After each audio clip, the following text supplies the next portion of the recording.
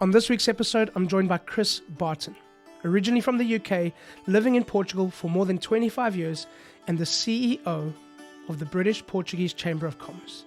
We discuss, amongst other things, what Chris loves about living in Portugal, why it's the perfect place to raise a family, some of the changes that he found between Portugal and the UK, Portugal post-Brexit and what British people can expect from the country, and Chris shares his controversial opinion about Portuguese food and bacalhau. For those of you listening, head over to our YouTube channel to watch this episode, and for those of you watching, click down below and subscribe. And now over to my conversation with Chris. Welcome back, or welcome to another episode of Portugal, The Simple Life, and I'm delighted to be joined by Chris Barton. Chris, thank you for being on the podcast. Hello, and how are you? I'm great, thank you. Yes, loving it, as they say. Chris, why don't you start off telling us a little bit about you? Oh, how far back do you want to go? It's up to you. Okay, originally from the northwest of England, county of Cheshire, town of Warrington, which is in the middle of Manchester and Liverpool. So that's where I went to school, early jobs.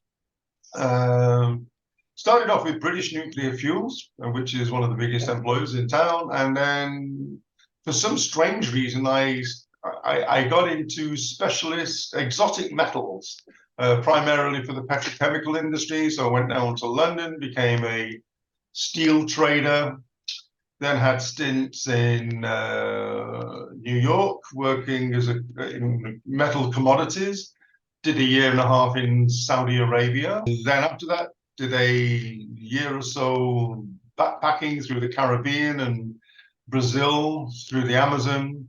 Went back to London, got involved in production management, but I met a Portuguese girl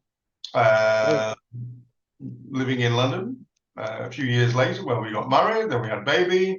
She got homesick, and we came to Portugal. So that's the first half of my life in 60 seconds. And then last month I celebrated 25 years as the CEO of the British Portuguese Chamber of Commerce. Congratulations. So from a long time. Yeah, from kind of job hopping against my will in the UK to, stability here in Portugal. So, yeah. Amazing. In your visits to Portugal, and obviously you're coming across with your partner at the time, were there things that kind of surprised you about the country, that made you think, okay, this is different, this is pleasant? Were there anything like that surprised you about Portugal? Not that I can recall. I mean, I've been fairly well traveled prior to that. I've been to the Far East, the Middle East, South America, North America. So I was used to cultural differences. So I don't really remember anything that shocked me about Portugal. I mean, it's less shocking than Thailand, Saudi Arabia, or the favelas of Sao Paulo and places like that. So yeah, I found it fairly easy, reasonably easy. I mean, the language is always going to be a challenge, but what I've sensed is in the last 30 years, English has really dominated. Every person, apart from the very old people, seem to speak a good level of English these days. I think one thing that perhaps it shocked me, I struggled with originally, was the formality. So there was a time when, you'd have the Prime Minister of the UK, Tony Blair, famously would say to people, "Oh, call me Tony." And you come here, and every captain of industry or minister or whoever that you came in, they had a fairly lengthy title. They were doctor, professor, and 3-4 names, 3 surnames, and people like to be addressed with their full title. And for someone like me, I think I struggled a little bit with the formality of the names. But yeah, I suppose especially in formal settings, they tend to use those titles. As the CEO of the Chamber of Commerce, I was constantly in touch with people of that level, administrators of large companies, and we would organize events for ministers and prime ministers and presidents. So, yeah.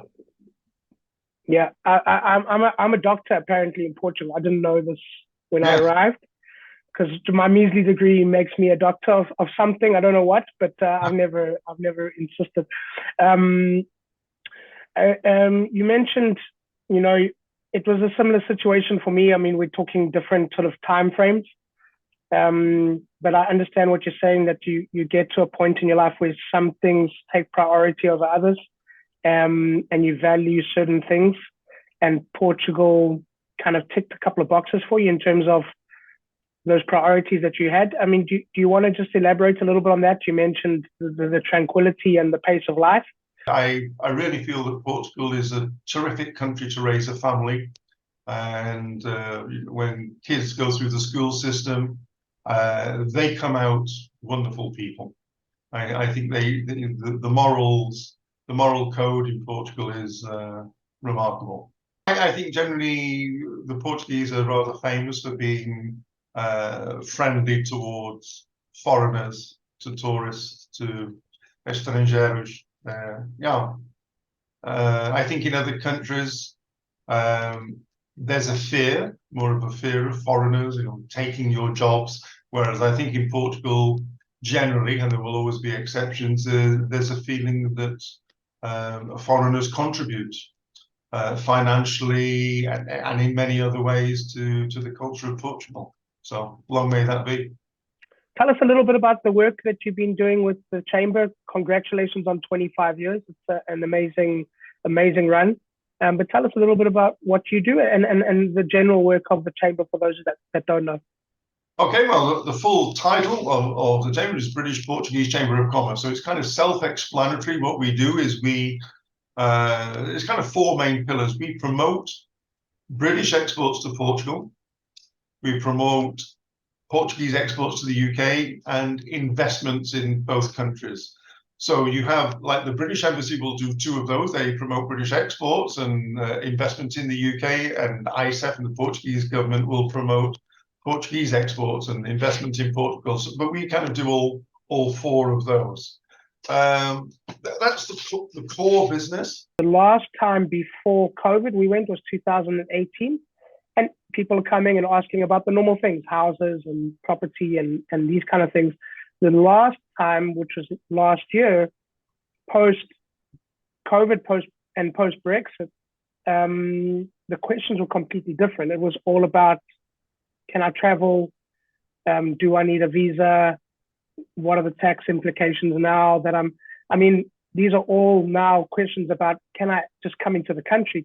Which I think Brexit created a lot of fear for people. But I mean, for people that have that worry about coming to Portugal post-Brexit, on two levels, Chris, business, but also just coming and living here or visiting, what do you want to say to people who have those concerns? Portugal is exactly the same as Spain or Italy or France in that respect, isn't it? Coming and going.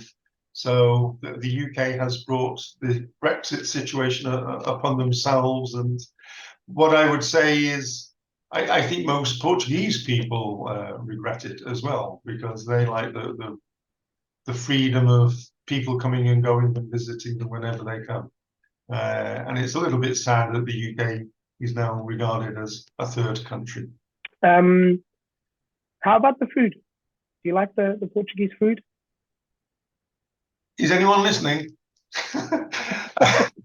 I think when I first arrived here, I found it, just like any tourist, loved it. But as the years have gone by, I feel that it lacks variety, and there's going to be 1,000 people screaming at the screen now. When you live, you're going to get a lot of hate mail. Yeah, maybe.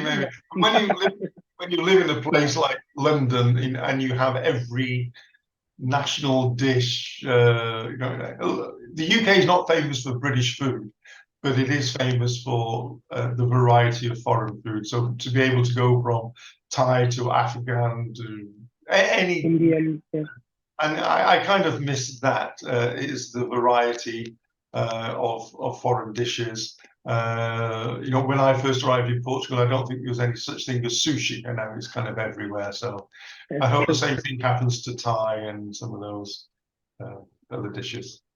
Chris, thank you so much for being on the podcast. Thanks for having me. And I'm going to let you call it. And that's a wrap. Yeah. So thank you once again to Chris, and thank you to all of you for listening. Please subscribe, share with your friends, give us a thumbs up, and please leave a comment or a review. We always love to hear from you. Don't forget, Portugal The Simple Life also has a magazine, so download it. It's for free. We'll be back next week with a brand new episode. And as we say in Portugal, sejas bem-vindo. Welcome to The Simple Life.